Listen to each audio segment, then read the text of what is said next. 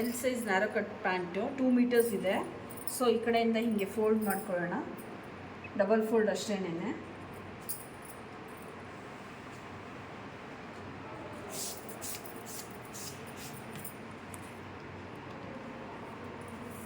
First ನಮಗೆ seat round full length 37 ಇದೆ, 37. ಕೆಳಗಡೆ 2 ಇಂಚಸ್ಸು ಬಾಟಮ್ಗೆ ಬಿಟ್ಟಿದ್ದೀನಿ. ಮೇಲ್ಗಡೆ 37ಅಲ್ಲಿ ವೇಸ್ಟ್ ಸೊಂಟದ ಪಟ್ಟಿ ಮೈನಸ್ ಮಾಡಿದ್ರೆ 36 ಬರುತ್ತೆ. 1 ಇಂಚು, 1/2 ಇಂಚ್ ಎಕ್ಸ್ಟ್ರಾ ತೊಗೊಂಡಿದ್ದೀನಿ ಅಷ್ಟೇ ನಾನು. 36 ಅನ್ನು 36.5. ಸೀಟಿನ ಸುತ್ತಳತೆ ಬಂದು 13.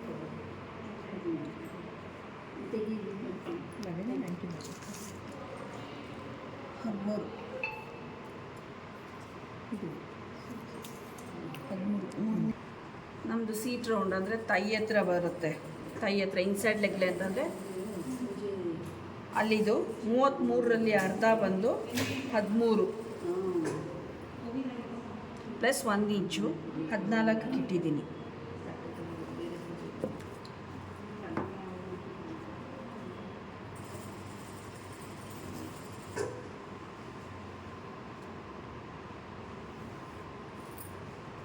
ಈ ಲೈನಿಂದ ಇದನ್ನು ಜಾಯಿನ್ ಮಾಡ್ಕೊಳ್ಳಿ. ಇವಾಗ ಒಂದು ಸ್ಕ್ವೇರ್ ಬಾಕ್ಸ್ ಸಿಕ್ತಲ್ವ, ಸ್ಕ್ವೇರ್ ಬಾಕ್ಸ್ ಸಿಕ್ಕಿದ್ಮೇಲೆ ಇದ್ರದ್ದು ಮಧ್ಯಭಾಗ 7 ಇಂಚು.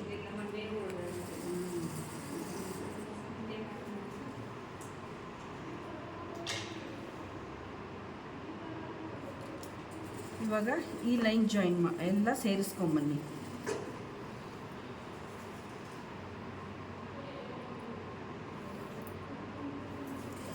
ಇದು ಸೇರಿಸಾದ್ಮೇಲೆ ಇವಾಗ ಸೀಟಿನ ಉದ್ದ ಎಷ್ಟಿದೆ? 11 ಇಂಚು. 10.5 ರೆಡಿ ಬೇಕು. ನಾನು ಅರ್ಧ ಇಂಚ್ ಎಕ್ಸ್ಟ್ರಾ ಇಟ್ಕೊಂಡಿದ್ದೀನಿ. ನಾನು 11 ಇಂಚ್ ಸಾಕು ಸೀಟಿನ ಉದ್ದ. ನಿಮಗೆ ಮಂಡಿ ತನಕ ಬೇಕು, ಒಂದು ಉದ್ದ ತಗೋಬೇಕು. ಅದು ತಗೊಳ್ಳಿಲ್ಲ ಅಂದರೆ ನೀವೇನು ಮಾಡಿ, ಇಲ್ಲಿಂದ ಬಾಟಮ್ ರೌಂಡ್ ಅಂದರೆ ಕೆಳಗಡೆ ಮಡ್ಚೋಕ್ಕಿಂತ ಬಿಟ್ಟಿರ್ತೀವಲ್ಲ, ಆ 2 ಇಂಚ್ ಬಿಟ್ಟು ಇದೆರಡ್ರದ್ದು ಮಧ್ಯ 25.5 ಇದೆ. 25.5 ಅಂದರೆ 12.25.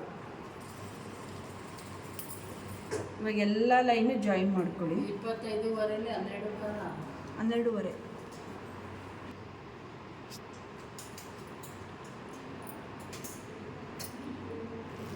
ಎಲ್ಲ ಲೈನು ಜಾಯಿನ್ ಮಾಡ್ಕೊಂಡಿದ್ದೀವಿ.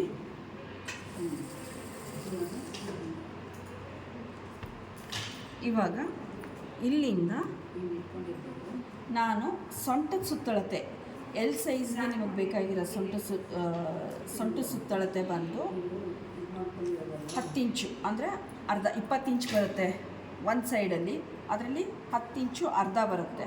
ಅದರಲ್ಲಿ ಅರ್ಧ ಬಂದು 5.5 ಪ್ಲಸ್ ಅರ್ಧ ಇಂಚ್ ಎಕ್ಸ್ಟ್ರಾ ತೊಗೊಂಡಿದ್ದೀನಿ ನಾನು. ಅರ್ಧ ಇಂಚಿಂದ 1 ಇಂಚ್ ಎಕ್ಸ್ಟ್ರಾ ಅರ್ಧ ಇಂಚ್ ಎಕ್ಸ್ಟ್ರಾ ತೊಗೊಂಡ್ರೆ 6 ಆಯಿತು.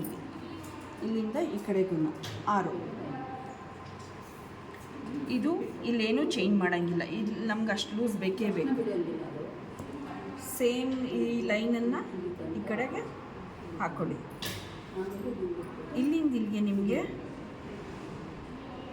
1/4 ಇಂಚಷ್ಟು ಸಾಕು ಶೇಪ್.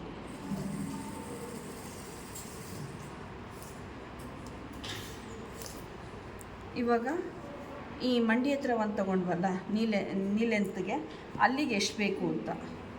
ಇಲ್ಲಿಗೆ ಒಂದು ಸೈಡ್ ಬಂದು 18 ಬೇಕಾಗುತ್ತೆ. 18ರಲ್ಲಿ ಅರ್ಧ ಬಂದು 9. 9ರಲ್ಲಿ ಅರ್ಧ 4.5. 4.5ಗೆ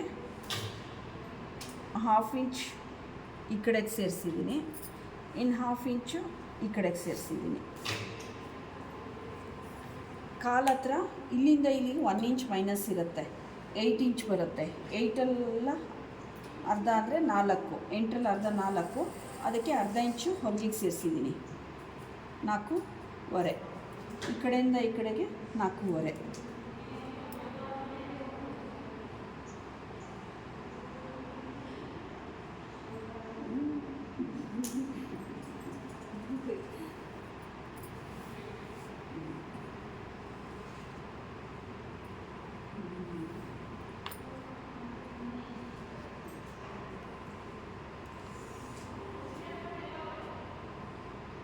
ಈಗ ನಾವೇನು ಲೈನ್ ಹಾಕೊಳ್ತೀವಿ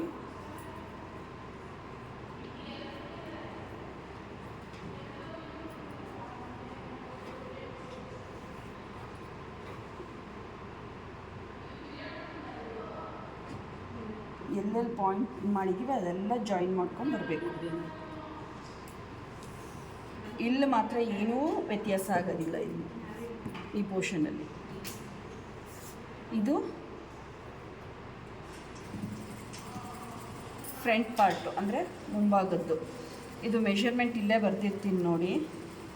ಪೂರ್ತಿ ಇಲ್ಲಿಂದ ಇಲ್ಲಿ ತನಕ ಬಂದು ನಿಮಗೆ 13 + 1 ಇಂಚು 14 ಇಂಚಾಗತ್ತೆ. ಇಲ್ಲಿಂದ ಇಲ್ಲಿಗೆ 9 + 1 ಇಂಚು 10 ಇಂಚು.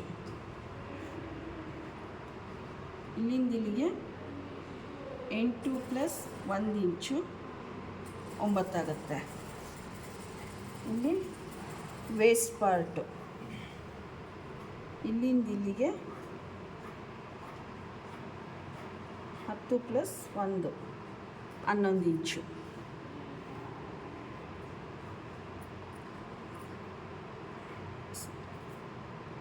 ಲೆವೆನ್ ಇಂಚು ಪ್ಲಸ್ ಹಾಫ್ ಇಂಚ್ ಸೇರಿಸ್ತೀವಿ. 11.5 ಇಲ್ಲಿಂದ ಇಲ್ಲಿಗೆ. ಇವಾಗ ಇಲ್ಲಿಂದ ಇಲ್ಲಿಗೆ ಏನು ತೊಗೊಂಡಿದ್ದೀವಿ ಅಂದರೆ ಇದು ಮೈನಸ್ ಮಾಡಿರ್ತೀವಲ್ಲ ಅದು ಬಂದಿರುತ್ತೆ, ಶೇಪ್ ಹಾಕಿದ್ದೀವಿ. ಅಂದರೆ ಇದು ಕಟಿಂಗ್ ಮಾಡ್ಕೊಳ್ಳೋಣ.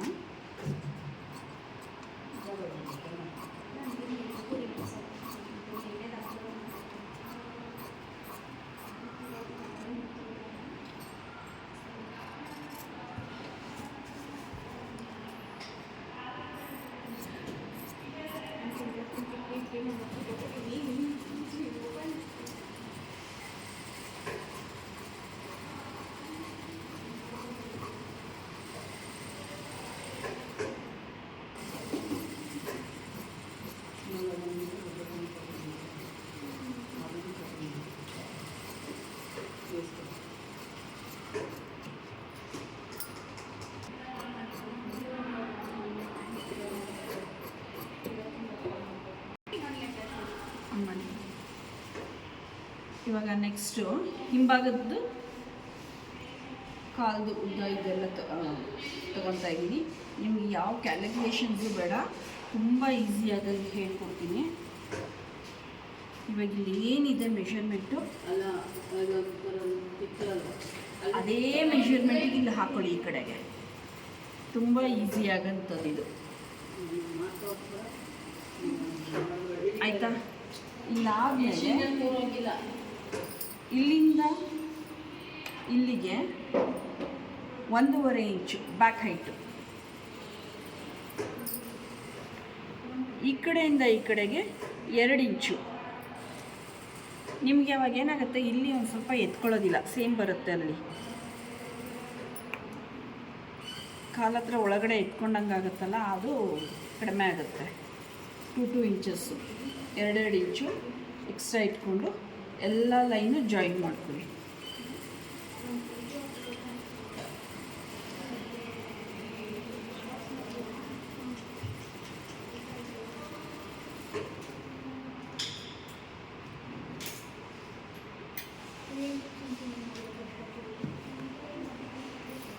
ಈ ಲೈನ್ನ ಇಲ್ಲಿಂದ ಇಲ್ಲಿಗೆ ಜಾಯಿನ್ ಮಾಡ್ಕೊಳ್ಳಿ. ನಿಮ್ಗೆ ಅಷ್ಟು ಕನ್ಫ್ಯೂಸ್ ಆಗುತ್ತೆ ಅಂದರೆ ಇದನ್ನು ಇಲ್ಲಿಗೆ ಇಟ್ಕೊಳ್ಳಿ. ಇದನ್ನ ಇಟ್ಕೊಂಡು ಜಾಯಿನ್ ಮಾಡ್ಕೊಳ್ಳಿ.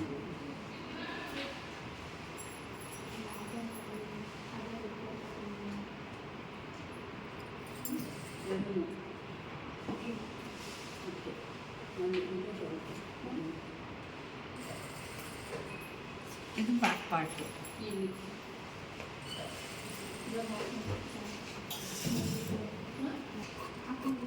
ಕಟಿಂಗು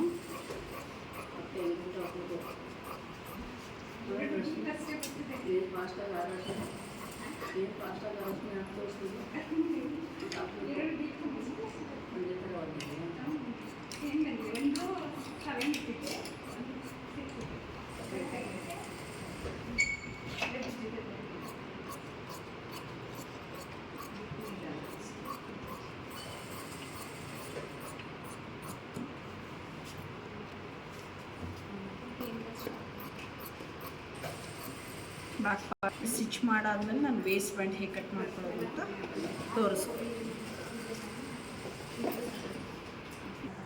ಫಸ್ಟು ಬ್ಯಾಕ್ ಪಾರ್ಟ್ ಹೊಲ್ಕೊಳ್ತಾ ಇದ್ದೀನಿ. ನಾವು ಟೆನ್ಷನ್ ಸ್ಟಿಚಿಂಗು ಯಾವಾಗಲೂ ತಿಳ್ಕೊಳ್ಳಿ, ನನ್ನ ಸ್ಟ್ರೈಟ್ ಲೈನ್ ಕರೆಕ್ಟಾಗಿ ಬರಲ್ಲ ಅಂದರೆ ಇಲ್ಲಿ ಎಷ್ಟು ಬಿಟ್ಟಿರ್ತೀರ, 1/4 ಇಂಚು, ಅರ್ಧ ಇಂಚು, 3/4 ಇಂಚು, 1 ಇಂಚು.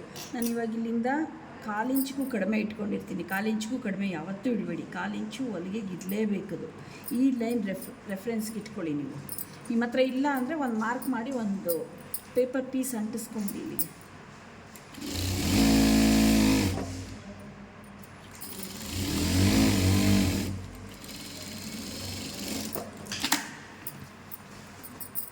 ಮಾಡ್ಕೊತಾ ಇದ್ದೀನಿ.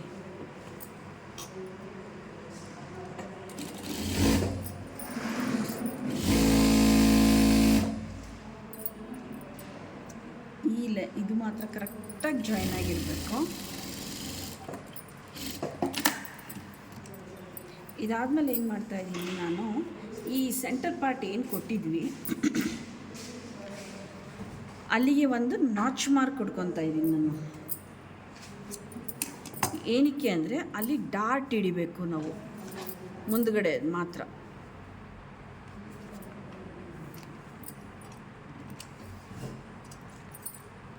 ಒಂದು 7 to 8 ಇಂಚಸ್ ಹಾಕ್ಕೊಂಡಿದ್ದೀನಿ.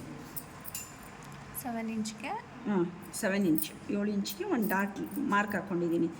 ಇಲ್ಲಿಂದ ಡಾಟ್ ಇಟ್ಕೋಬೇಕು.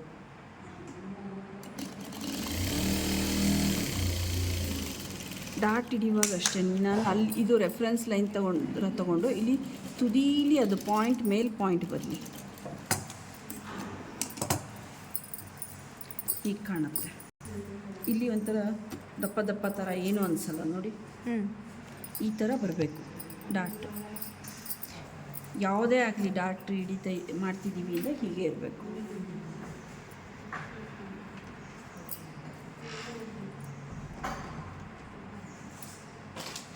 ಈ ಕಡೆನೂ ಅದೇ ಥರ ಆಪೋಸಿಟ್ ಸೈಡನ್ನು ಇನ್ನೊಂದು ಸೈಡು ಎದುರುಗಡೆ ಪಕ್ಕದ್ದು ಡಾಟ್ ಆಗಿದೆ. ನಮಗೆ ಪಾರ್ಟ್ ಕಟ್ ಮಾಡ್ಕೊತಾ ಇದ್ದೀನಿ. Waste band. ಸೊ ಬಟ್ಟೆ ಏನಿದೆ ಅದು ಇದು ಇವಾಗ ಏನೂ ತೊಗೊಂಡಿಲ್ಲ ನಾನು, ಸುಮ್ಮನೆ ಇವಾಗ ಬಟ್ಟೆ ಇದೆ ಅದನ್ನು ಇಲ್ಲಿಂದ ಇಲ್ಲಿಗೆ ನಮ್ಗೆ ಎಷ್ಟಕ್ಕೆ ಬೇಕು ಅಂತ ಫಸ್ಟು ನಾನು ನೋಡ್ಕೊತಾ ಇದ್ದೀನಿ. ಇಲ್ಲಿ ನಿಮಗೆ ಇದು ತುಂಬ ಈಸಿಯಾಗ ಮೆಥಡಲ್ಲಿ ಹೇಳ್ತಾ ಇದ್ದೀನಿ. ಅದಾದಮೇಲೆ ಅದನ್ನ ಡಬಲ್ ಮಾಡ್ಕೊಳ್ಳೋದು, ಕಟ್ ಮಾಡ್ಕೊಂಬಿಡಿ ಸ್ಟ್ರೈಟಾಗಿ ಕಟ್ ಮಾಡಾದ್ಮೇಲೆ ಈ ಎಕ್ಸ್ಟ್ರಾ ಪೀಸ್ ಇಲ್ಲೇನಿದೆ ಇದನ್ನು ತೆಗೆದಾಕೊಳ್ಳಿ.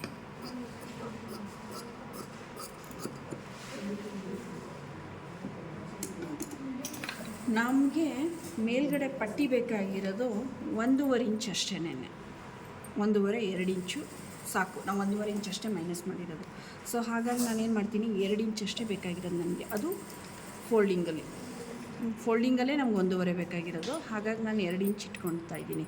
ನೀವೇನಾದರೂ ಹಿಂಗೆ ಓಪನ್ ಮಾಡಿ ಇಟ್ಕೊತೀರಿ ಅಂದರೆ 4 ಇಂಚ್ ಇಟ್ಕೋಬೇಕು. ಬಟ್ಟೆ ಮಡಿಕೆ ಇರೋದು ಮೇಲೆ ಸಿಕ್ಕಿದೆ ನಮಗೆ, ಹಾಗಾಗಿ ನಾನು 2 ಇಂಚಿಗೆ ಗುರ್ತಾಕೊತಾ ಇದ್ದೀನಿ, ಮಾರ್ಕ್ ಮಾಡ್ತಾ ಇದ್ದೀನಿ.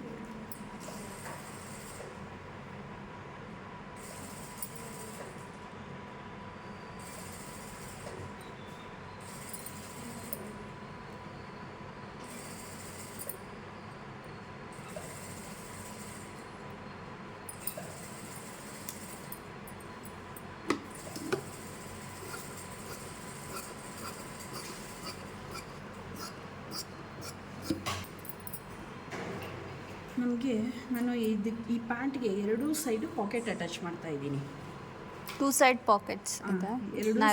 ನ್ಯಾರೋ ಪ್ಯಾಂಟಿಗೆ 2 ಸೈಡು ಪಾಕೆಟ್. ಸೊ ಮೆಷರ್ಮೆಂಟ್ ಎಷ್ಟಿದೆ ಹೇಳಿ? ಮೆಷರ್ಮೆಂಟ್ ಹೇಳ್ತೀನಿ.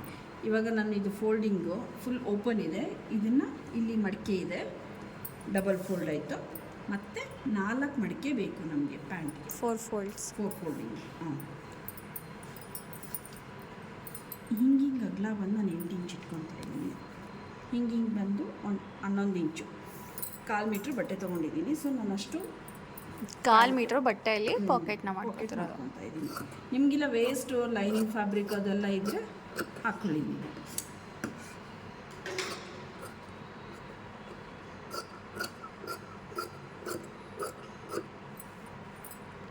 ಏನೂ ಮಾಡಿಲ್ಲ, ಸ್ಕ್ವೇರ್ ಪೀಸ್ ಸುಮ್ಮನೆ ಹಾಗೆ ಕಟ್ ಮಾಡ್ಕೊಂಡಿರೋದು.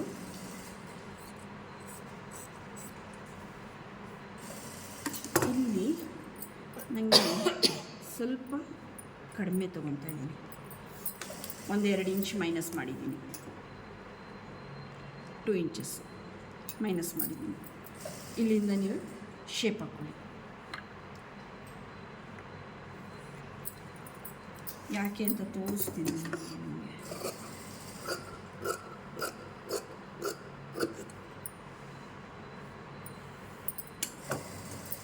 ಈ ಕಡೆಗೆ ಬಂದು ಈ ಕಡೆಗೆ ಬಂದು ಆಯಿತು. ಇವಾಗ ಪ್ಯಾಂಟ್ ಇಲ್ಲಿ ಸ್ಟಿಚ್ ಮಾಡ್ಕೊಂಡಿದ್ದೀವಲ್ವಾ,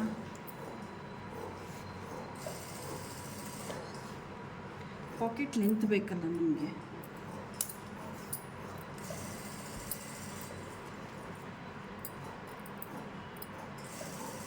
ಮೇಲಿಂದ ನಾನು 1 ಇಂಚ್ ಬಿಡ್ತಾ ಇದ್ದೀನಿ.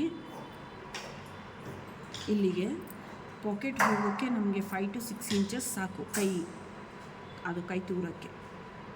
ನಾನು 5.5, 5.5 ಇಲ್ಲ 5.25, ಎರಡರಲ್ಲಿ ಒಂದು ಹಾಕ್ಕೊಳ್ಳಿ. 6 ಇಂಚ್ ಒಳಗೆ ಇರಲಿ, ಜಾಸ್ತಿ ಬೇಡ.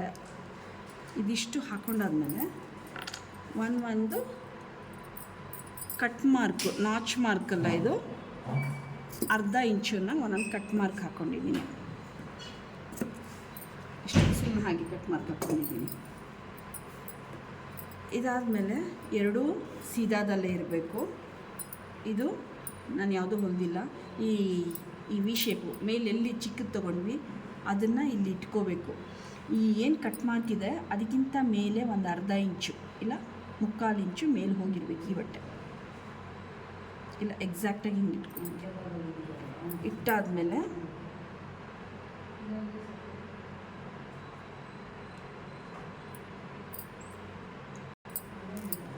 ಎರಡೂ ಕಡೆಗೂ ಟಕ್ ಮಾಡ್ಕೊಳ್ಳಿ.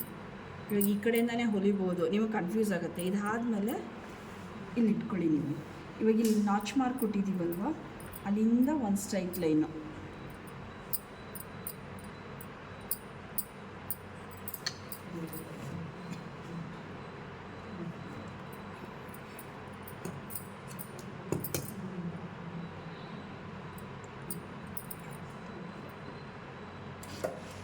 ಅಲ್ಲೇ ಒಂಚೂರು ರಫ್ ಮಾಡಬೇಕು.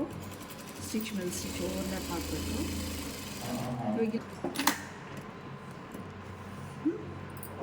ಇವಾಗ ಕೆಳಗಡೆ ಬಟ್ಟೆನೂ ಕರೆಕ್ಟಾಗಿ ನಮ್ಮ ಸ್ಟಿಚಿಂಗ್ ಎಲ್ಲಿದೆ ಅಲ್ಲಿಗೆ ನಾಚ್ ಮಾರ್ಕು.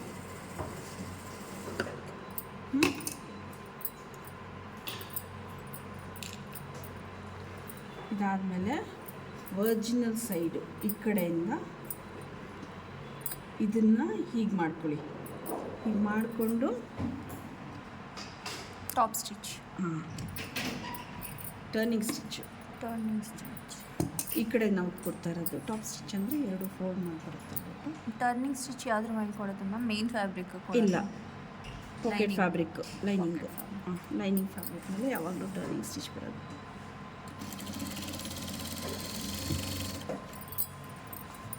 ಇಲ್ಲೂ ಅಷ್ಟೇ ನಾನು ಏನು ಮಾಡ್ತಾಯಿದ್ದೀನಿ, ಈ ಕಡೆ ಮಾಡ್ಕೊತಾ ಇದ್ದೀನಿ.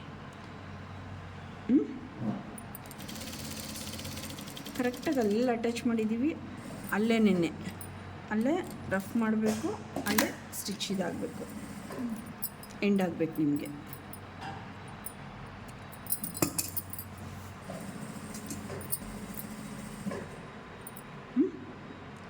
ಎರಡೂ ಮಾಡಿ ಇವಾಗ ನಾನು ಮೇಲಿಂದನೂ ಒಂದು ಸ್ಟಿಚ್ ಕೊಟ್ಕೊತಾ ಇದ್ದೀನಿ. ಸ್ವಲ್ಪ ಬಿಟ್ಟಿದ್ದೀನಿ ಒಂದಿಷ್ಟು.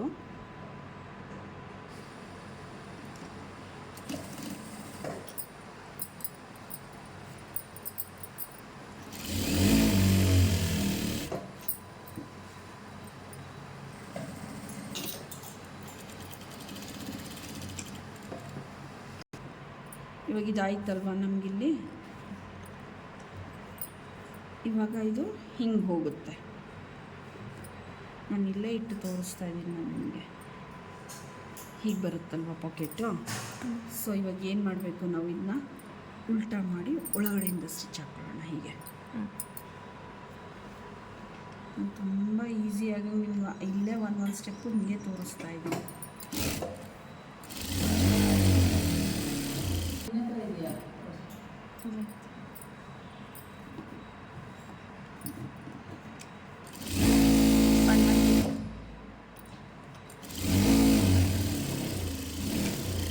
ಫ್ರಂಟ್ ಪಾರ್ಟ್ಗೆ ಯಾವತ್ತೂ ಪಾಕೆಟ್ ಅಟ್ಯಾಚ್ ಮಾಡೋದು. ಫ್ರಂಟ್ ಪಾರ್ಟಲ್ಲೇ ಇರಬೇಕು.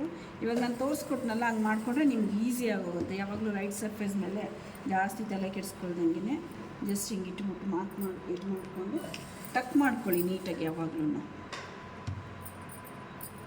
ಪಾಕೆಟ್ ಹೊಲಿಯುವಾಗ ಕನ್ಫ್ಯೂಷನ್ಸ್ ಜಾಸ್ತಿ ಇರುತ್ತೆ. ನಿಮ್ಗೆ ಇದು ಒಂದು ರೆಫರೆನ್ಸ್ ಲೈನ್ ಹಾಕ್ಕೊಂಡಿರಿ, ಮಾರ್ಕ್ ಕಾಣಿಸಲ್ಲ ನಾನು ಇದಾಯಿತು ನನಗೆ ಅಂತ ಏನು ಮಾಡ್ಕೊಳಕ್ಕೆ ಹೋಗ್ಬಿಡಿ. ಫಸ್ಟ್ ಬಿಗಿನರ್ಸ್ ಆಗಿರೋದ್ರಿಂದ ಇಲ್ಲೆಲ್ಲೂ ಸ್ಟಿಚಿಂಗ್ ಬರಬಾರ್ದು. ನೆನಪಿರಲಿ, ಇಲ್ಲೇ ಇರಬೇಕು. ಈ ಪಾಯಿಂಟಲ್ಲಿ ಎಲ್ಲಿ ನಾಚ್ ಮಾಡಿಕೊಟ್ಟಿರ್ತೀವಿ ಆ ಪಾಯಿಂಟಲ್ಲೇ ಇರಬೇಕು. ಅಲ್ಲೇ ರಫ್ ಮಾಡಬೇಕು. ಎಂಡಲ್ಲೂ ಅಷ್ಟೇ ರಫ್ ಮಾಡಬೇಕು.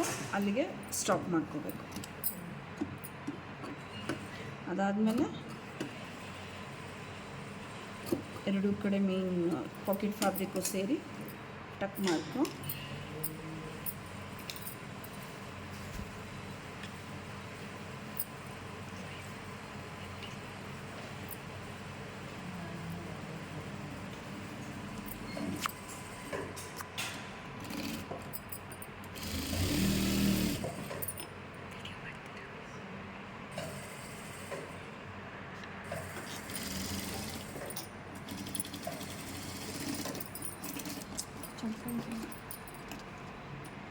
ಪಾಸ್ ಮಾಡಿದ್ಯಪ್ಪ. ಬ್ಲ್ಯಾಕ್ ಕಾಣಿಸ್ತೈತೆ. ಐತೆ ಇರ್ಬೇಕು.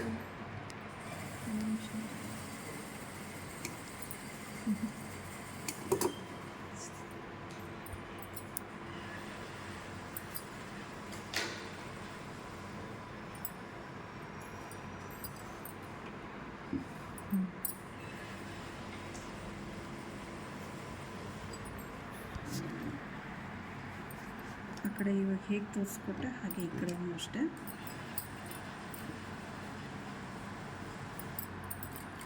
ಅಂದರೆ ಆ ಕಡೆಯಿಂದ ಮೇಲಿಂದ ತೋರಿಸ್ಕೊಟ್ಟಿದ್ದ ಕೆಳಗಡೆಯಿಂದ ಸ್ಟಿಚ್ ಮಾಡ್ತಾ ಇದ್ದೀನಿ ಅಷ್ಟೇ. ಯಾಕೋ ವಿಡಿಯೋ ಕತ್ಲೆ ಬರ್ತಾ ಇದೆ. ಎದ್ದು ಬನ್ನಿ ಅಕ್ಕ ನೀವು ಕಡೆ ಇಲ್ಲಿ ನಿಂತ್ಕೊಂಡು ಎಲ್ಲಿ ಮಾಡಿದ್ರು ಹಂಗೆ.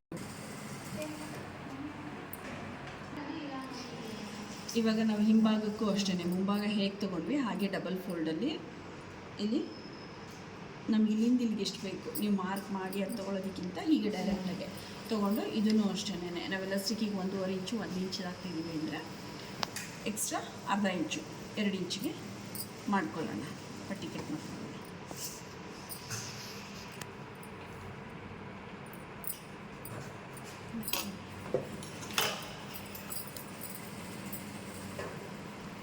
Two inches 2 ಇಂಚಿಗೆ. ಸೊ ಸೇಮ್ ಆ ಪಟ್ಟಿ ಹೇಗೆ ಕಟ್ ಮಾಡ್ಕೊಂಡಿದ್ವಿ ಹಾಗೆ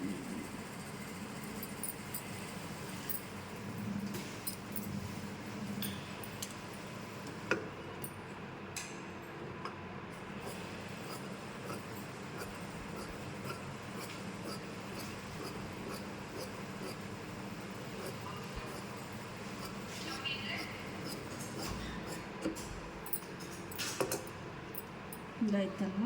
ಇದಾದಮೇಲೆ ಹಿಂಭಾಗ ಯಾವ ಡಾಟು ಬರೋದಿಲ್ಲ ಅಪ್ಪ. ಸೇಮ್ ಇಲ್ಲೇನಿದೆ ಅದನ್ನಿಟ್ಟು ಅಟ್ಯಾಚ್ ಮಾಡ್ಕೊತಾ ಇದ್ದೀನಿ ಪೀಸ್.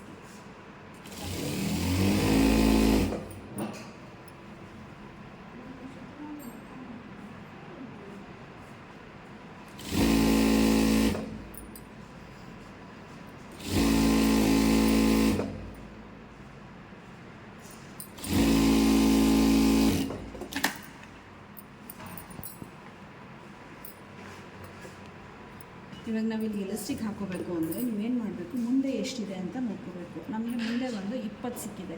20ರಲ್ಲಿ -4 ಅಂದರೆ 16 ಇಂಚು ಎಲಾಸ್ಟಿಕ್ ಆಗುತ್ತೆ.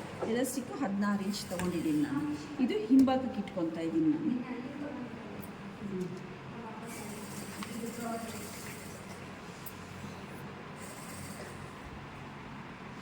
ಡಬಲ್ ಫೋಲ್ಡ್ ಮಾಡಿ ಸ್ಟಿಚ್ ಮಾಡ್ಕೊತಾ ಇದ್ದೀನಿ.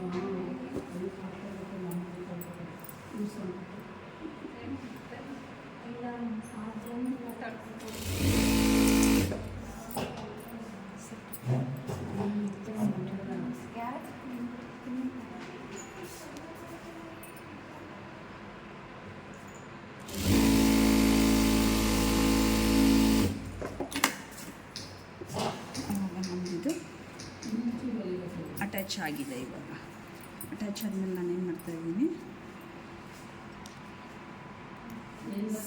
ಸೇಫ್ಟಿ ಪಿನ್ ಹಾಕಿ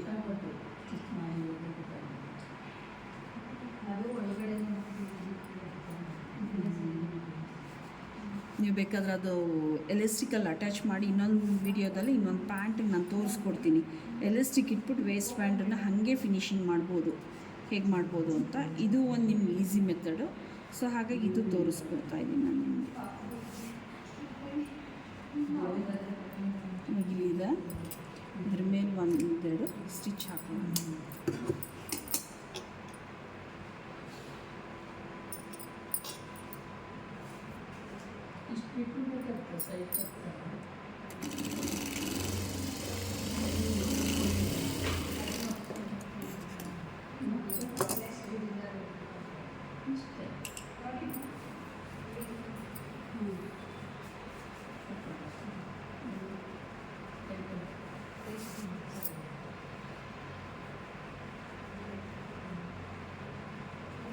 ಸೊ ಆ ಕಡೆ ಹೇಗೆ ಹೊಲ್ಕೊಂಡ್ವಿ ಅದೇ ಥರ ಈ ಕಡೆ ನಾನು ಇನ್ನೂ -1 ಇಂಚ್ ಮಾಡಿದ್ದೀನಿ. 16 ತೊಗೊಂಡಿಲ್ಲ, 15 ತೊಗೊಂಡಿದ್ದೀನಿ ಎಲಾಸ್ಟಿಕ್ ಇದಕ್ಕೆ. ಇವಾಗ ನನಗೆ ಇಲ್ಲಿ ಗ್ಯಾದರ್ಸ್ ಬೇಕಿತ್ತು, ಹಾಗಾಗಿ. ಯಾಕಂದರೆ ಹಿಂದೆ ನಾನು ಒಂದು ಸ್ವಲ್ಪ ಚಿಕ್ಕದು ಮಾಡಿದಾಗ ಟೈಟಾಗಿ ಕೂತ್ಕೊಳ್ಳುತ್ತೆ. ಸೊ ಅಷ್ಟು ತೊಗೊಂಡಾಗ ಅದು ಲೂಸೇ ಇರುತ್ತೆ. ನನ್ನ ಫ್ರಂಟ್ ಪಾರ್ಟು ಎಲಾಸ್ಟಿಕ್ ಹಾಕ್ತಾಯಿಲ್ಲ, ಹಾಗಾಗಿ ನಾನು ಅಷ್ಟು ತೊಗೊಂಡಿದ್ದೀನಿ.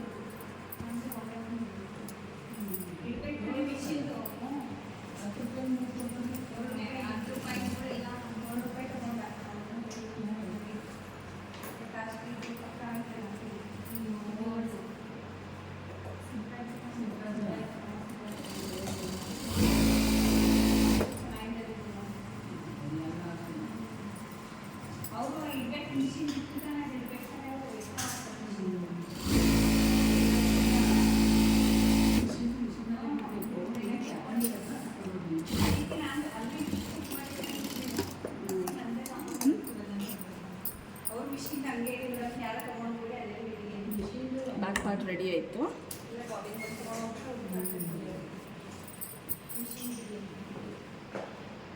ಬ್ಯಾಕ್ ಪಾರ್ಟ್ ವೇಸ್ಟ್ ಬ್ಯಾಂಡ್ ಆಯ್ತಲ್ವ, ಇವಾಗ ಫ್ರಂಟ್ ಪಾರ್ಟ್ ಅಟ್ಯಾಚ್ ಮಾಡ್ಕೊಳ್ಳೋಣ. ಕೆಳಗಡೆ ಇಟ್ಟಿದ್ದೀನಿ, ಮೇಲೆ ಇದು ವೇಸ್ಟ್ ಬ್ಯಾಂಡ್ನ ಇದನ್ನ ಮೇಲೆ ಇಟ್ಕೊಂಡಿದ್ದೀನಿ.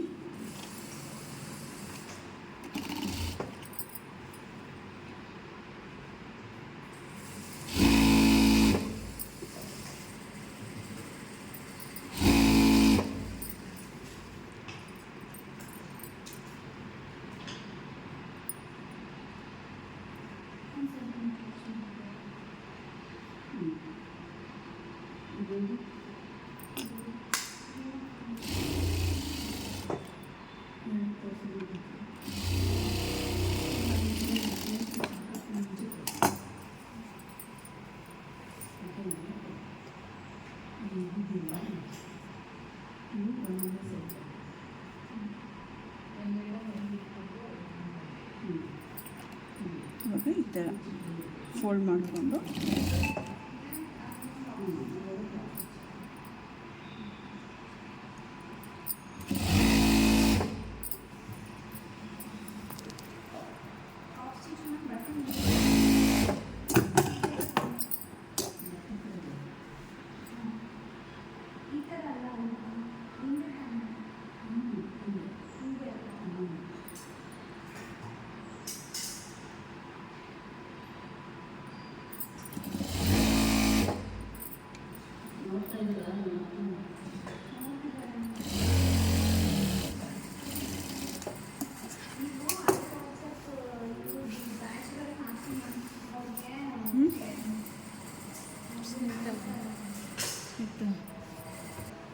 ಫ್ರಂಟ್ ಆ್ಯಂಡ್ ಬ್ಯಾಕು ಎರಡೂ ಅಟ್ಯಾಚ್ ಮಾಡ್ತಾ ಇದ್ದೀವಿ.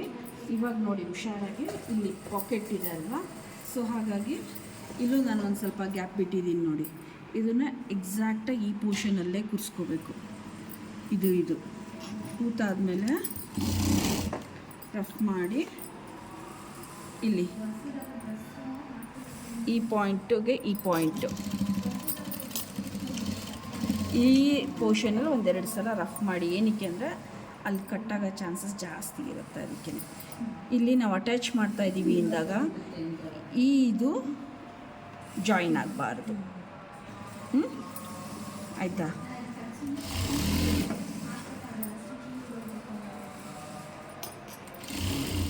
ಇಲ್ಲಿ ನೋಡಿ, ಇಲ್ಲಿ ಪೋರ್ಷನ್ನು ಕರೆಕ್ಟಾಗಿ ಆ ನೀಡಲ್ ಒಳಗಡೆ ಇಟ್ಟಿದ್ದೀನಿ. ತೋರಿಸ್ತೀನಿ. ಕರೆಕ್ಟಾಗಿ ಆ ಪಾಯಿಂಟಿಗೆ ಅದು ಕುತ್ಕೋಬೇಕು.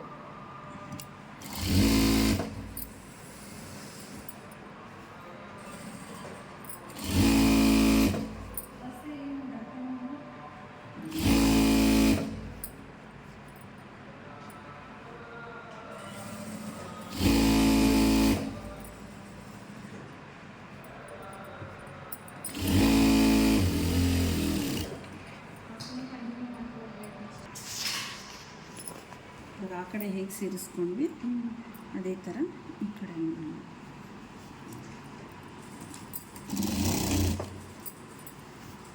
ನಿಮಗೆ ಇಲ್ಲಿ ಈ ಕಡೆಯಿಂದ ಗೊತ್ತಾಗುತ್ತೆ ಆ್ಯಕ್ಚುಲಿ.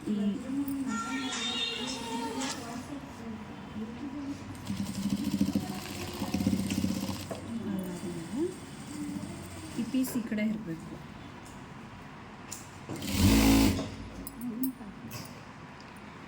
ಇಲ್ಲೂ ಅಷ್ಟೇ ಈ ಮಾರ್ಕ್ ಇಲ್ಲಿ ಮಾಡಿದ್ದೀನಲ್ಲ ಅದ್ರ ಮೇಲೆ ಸ್ಟಿಚ್ ಬರಬೇಕು. ಅದು ಕರೆಕ್ಟಾಗಿ ನೀವು ಬೆರಳಲ್ಲಿ ನಿಮ್ಗೆ ಅದು ಮುಟ್ಟಿದ್ರೆ ಫೀಲ್ ಆಗುತ್ತೆ, ನಿಮಗೆ ಗೊತ್ತಾಗುತ್ತೆ. ಅದು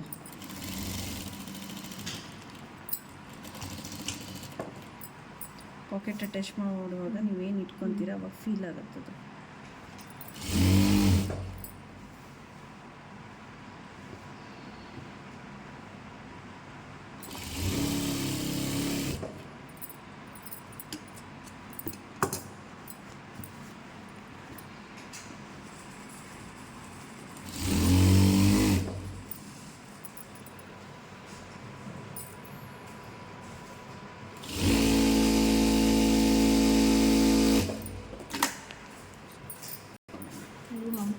ಬಂದಿದ್ದಾಳೆ ಮೊನ್ನೆ.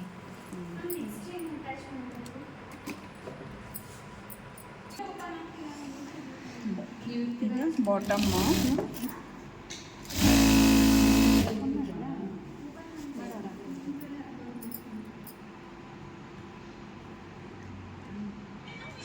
ನೋಡಿ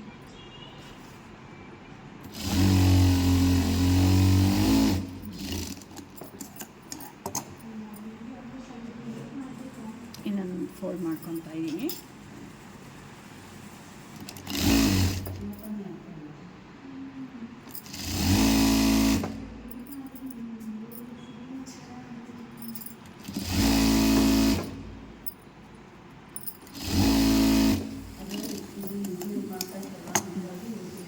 ನೆಕ್ಸ್ಟ್ ಇನ್ನೊಂದು ಕಡೆದು ಹಾಗೆ ಮಾಡ್ಕೊಳ್ಳೋಣ.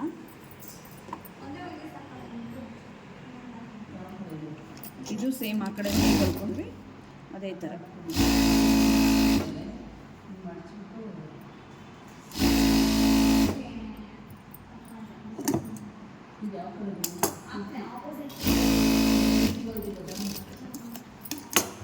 ನೀವು ಒಂದು ಕಡೆ ಫೋಲ್ಡ್ ಆದಮೇಲೆ ನಮಗೆ ಸಮ ಬರೋದಿಲ್ಲ ಅಂತ ಅನ್ನೋದಾದಾಗ ಏನು ಮಾಡಿ ಕರೆಕ್ಟಾಗಿ ಇಲ್ಲಿ ಇಟ್ಕೊಂಡು ನೋಡ್ಕೊಳ್ಳಿ. ಇಲ್ಲಿ ಇಟ್ಕೊಂಡು ನೋಡಿ ಡಬಲ್ ಫೋಲ್ಡು ಎಲ್ಲಿಗೆ ಬೇಕು ಅದನ್ನ ಮಾರ್ಕ್ ಹಾಕ್ಕೊಳ್ಳಿ.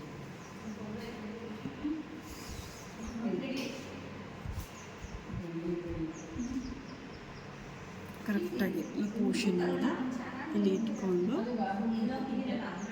ಇಲ್ಲಿ ಆಯಿತು.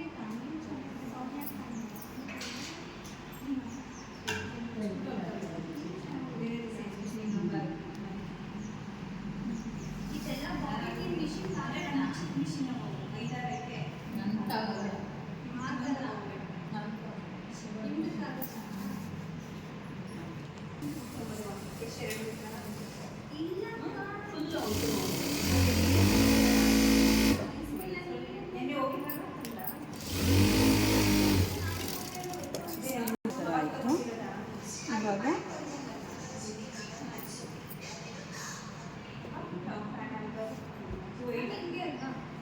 ಸ್ಟಿಚ್ ಮಾಡ್ತೀನಿ. ಅರ್ಧ ಇಂಚಿಗೆ ಹಾಕ್ತಾಯಿದ್ದೀನಿ ನಾನು, ಯಾಕೆಂದರೆ ಎಲ್ಲ ಕಡೆನೂ ಅರ್ಧ ಇಂಚು ನಾವು ಹೊಲಿಗೆ ಇಟ್ಬಿಟ್ಟಿರೋದು.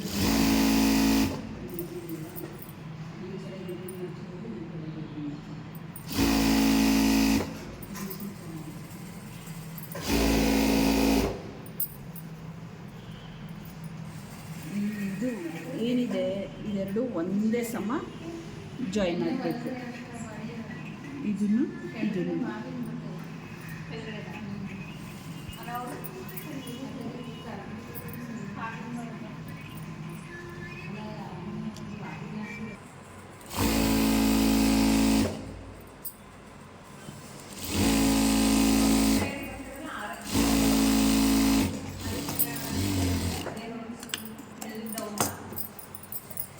ಇನ್ನೊಂದು ಸ್ಟಿಚ್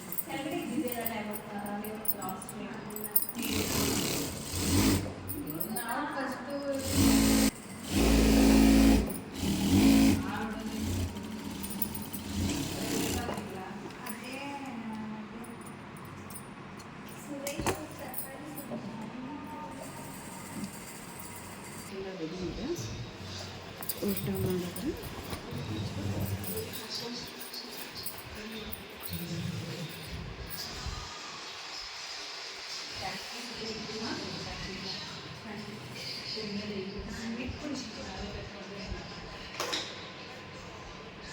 ಪ್ರೆಸ್ಸಿಂಗ್ ಮಾಡಬೇಕಿನ್ನು. ಪ್ರೆಸ್ಸಿಂಗ್ ಮಾಡಿದರೆ ಸ್ಟಿಚಿಂಗ್ಗೆ